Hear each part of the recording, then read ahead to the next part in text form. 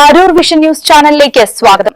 ഇന്നത്തെ പ്രധാന വാർത്തകളിലേക്ക്. അരൂക്കുറ്റി റോഡിൽ അരൂർ ക്ഷേത്രത്തിന് വടക്കു ഭാഗത്തുള്ള റോഡിലൂടെയുള്ള കാൽനടയാത്രയും വാഹനയാത്രയും ഏറെ ദുഷ്കരമാണ്.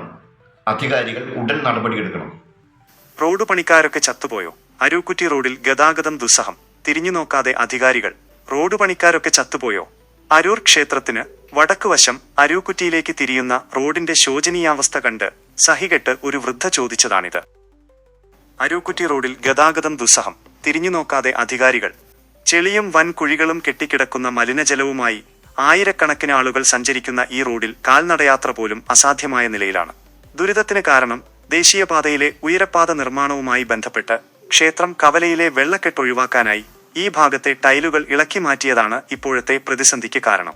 ടൈലുകൾ മാറ്റിയതോടെ റോഡിന് കുറുകെ പാത്തി പോലെ വലിയൊരു കുഴി രൂപപ്പെട്ടിരിക്കുകയാണ്. മറഞ്ഞിരിക്കുന്ന അപകടം.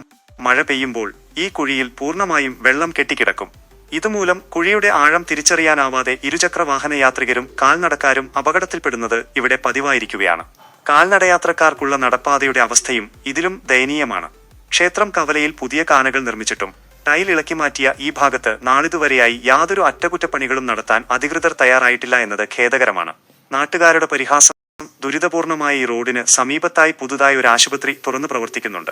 മഴ കനക്കുമ്പോൾ റോഡിലെ മലിനജലം ഈ ആശുപത്രി കോമ്പൗണ്ടിലേക്കും ഇരച്ചുകയറുകയാണ്. ഈ ദുരവസ്ഥയെ നാട്ടുകാർ ട്രോളുന്നതിങ്ങനെയാണ്. ഭാഗ്യം, റോഡിലെ കുഴിയിൽ വീണ് പരിക്കേൽക്കുന്നവരെ വേഗം ചികിത്സിക്കാൻ ആശുപത്രി തൊട്ടടുത്ത് തന്നെ ഉണ്ടല്ലോ.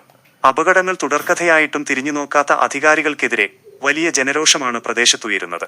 അടിയന്തരമായി റോഡിലെ കുഴികൾ അടച്ച് ഗതാഗതം സുഗമമാക്കാൻ ബന്ധപ്പെട്ടവർ തയ്യാറാകണമെന്നാണ് യാത്രക്കാരുടെയും നാട്ടുകാരുടെയും ആവശ്യം.